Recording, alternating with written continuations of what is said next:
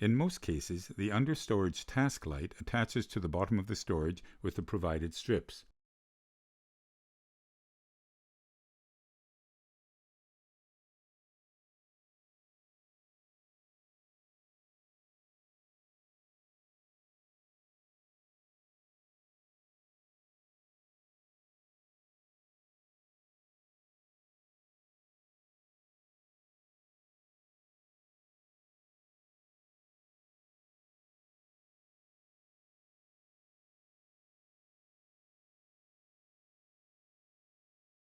Place the cord within the cable cover and press it into the panel's vertical rail.